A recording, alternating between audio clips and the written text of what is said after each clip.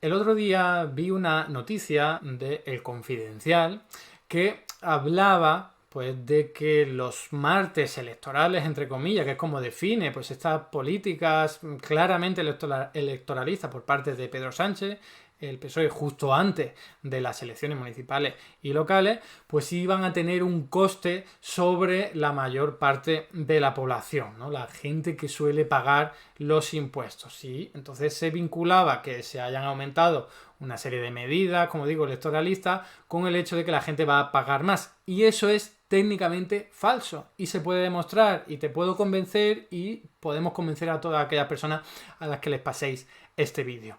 ¿Por qué?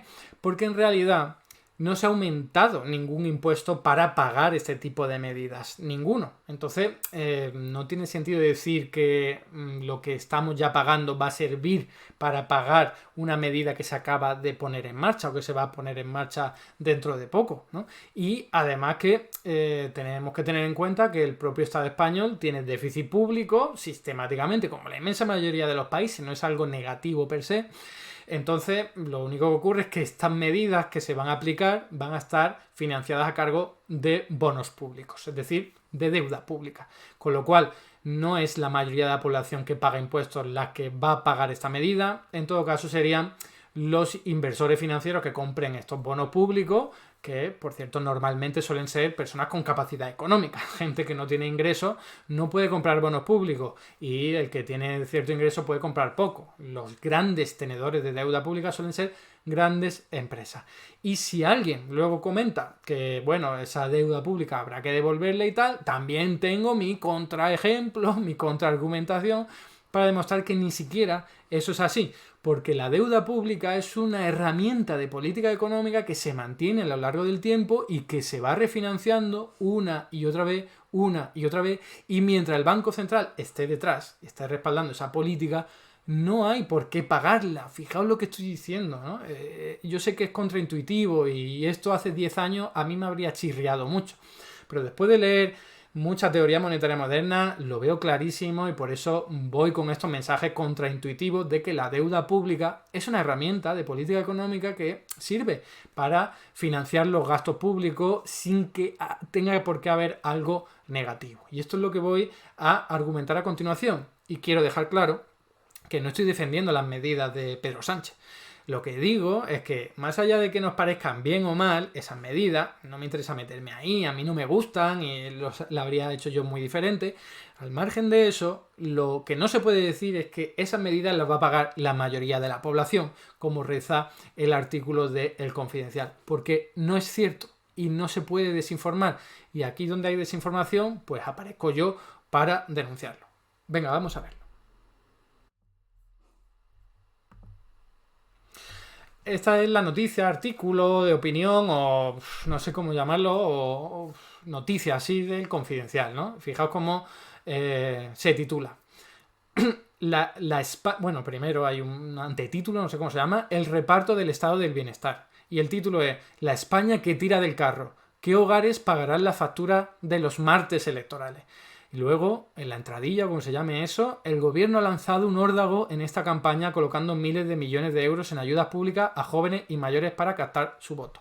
Bien, no me voy a meter en el contenido de la noticia. Creo que con esto ya el objetivo del columnista o del articulista es claro, es decir o transmitir la idea, la sensación de que las políticas aprobadas por Pedro Sánchez o anunciadas van a costar a la gente que paga impuestos, a la gente que paga el estado del bienestar y que al final va a ser para darle dinero a la gente que a lo mejor no lo necesita o para ayudas electoralistas un poco inútiles, etcétera, etcétera. Bien, pues eso es técnicamente falso y se puede demostrar de muy diversas formas. Se puede demostrar tanto utilizando la teoría económica convencional como utilizando la teoría monetaria moderna. Venga, voy con ello. Esto es el tweet que yo puse para simplemente plasmar por escrito lo que os estoy comentando ahora mismo. Y leo literalmente. Esto es técnicamente falso. Al estar España en déficit público y al no haber aumentado impuestos para ello, los martes electorales corren a cargo del endeudamiento. Y el endeudamiento no tiene por qué pagarlo nadie, porque se refinancia constantemente y sin problema. Por supuesto, lo último, sé que es contraintuitivo, sé que es lógico que la gente no lo entienda y que los más locos pues me insulten y digan que yo no tengo ni idea de economía, etcétera, etcétera. Si yo lo entiendo y lo acepto, no pasa nada. Para romper los esquemas hay que pasar por este tipo de cuestiones. Pero aquí lo voy a argumentar para que aquel que tenga la mente abierta lo entienda. Utilizando la teoría económica convencional, la dominante, resulta que los impuestos no van a ningún sitio, ¿vale? Esto es un concepto que se denomina unidad de caja y significa que todos los impuestos que nosotros pagamos en IVA, IRPF y tal, se van a una misma caja y ahí se junta todo, todos los euros, y luego a partir de ahí sale para pagar lo que sea, ¿no? Cualquier gasto público, inversión pública, sueldos, lo que sea, ¿vale? Entonces, no hay forma nunca humana, ni siquiera desde la posición dominante, de saber a dónde va cada euro que nosotros pagamos de IVA, porque se pierde, se mezcla con todos los demás en esa caja única y luego sale de ahí, no sabemos de dónde ha venido, ¿no? Hay una excepción, que sería la seguridad social, ya sabemos, las cotizaciones sociales sí quedan en una caja aparte, que es la seguridad social, y luego salen para pagar pensiones, prestaciones por desempleo, etcétera, etcétera. Aunque aquí también hay un pero, y es que la seguridad social también se nutre de ingresos de esa caja única, entonces hay alguna pensión por ahí, desde este punto de vista, que se está pagando con impuestos, más de una, pero bueno. Lo que os quiero decir es que, teniendo en cuenta este planteamiento ortodoxo, el dinero que nosotros estamos pagando no podemos decir que sirva para pagar pues, las ayudas que se han dado al cine, por poner un ejemplo, porque no funciona así, ni siquiera desde los postulados económicos convencionales, ¿vale? Si el dinero que nosotros estamos pagando va a una caja única y tal, ¿cómo podemos decir que los bonos, esos para ir o los descuentos para ir al cine, los estamos pagando nosotros? No se puede decir. Insisto, no sabemos de dónde acaba saliendo ese dinero desde desde la visión convencional. Pero es que desde la visión de teoría monetaria moderna, concretamente la del dinero-deuda, es todavía más ridículo decir eso. ¿Por qué? Porque el dinero en realidad no son cosas, no es algo que tú obtengas, metas en una caja y luego utilices. No, el dinero son anotaciones electrónicas, son apuntes contables, no es otra cosa. Entonces, cuando alguien paga un impuesto, lo único que se está haciendo es bajar el saldo de tu cuenta bancaria y aumentar el saldo de la cuenta bancaria del Estado. Ya está, no hay cambio de dinero de ningún sitio, solamente son números que suben y que bajan. Entonces, eso no tiene nada que ver. A nosotros nos pueden estar bajando el número de nuestra cuenta bancaria, pero eso no significa que nosotros estemos pagando nada, ¿vale? Es algo muy diferente. El gasto va por otro lado. El gasto público se acomete simplemente acreditando en cuentas bancarias, es decir, elevando el saldo de las cuentas bancarias.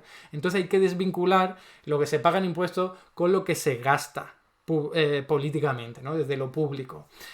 Sé que es complicado de seguir, pero si a alguien le interesa este tema, le recomiendo leer Teoría Monetaria Moderna, ya sea a través de mi libro aquí, para principiantes, o a través de una serie de vídeos que tengo en mi canal de YouTube de Teoría Monetaria Moderna para principiantes, ¿no?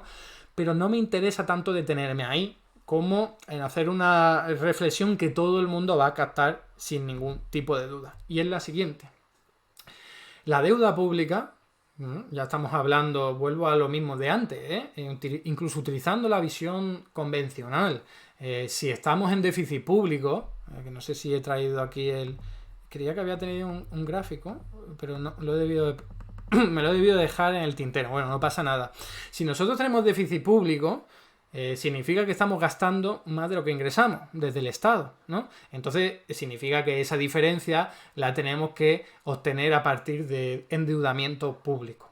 Vamos a suponer que el endeudamiento público es la parte marrón ahí, ¿vale? Que es equivalente al café en ese vaso.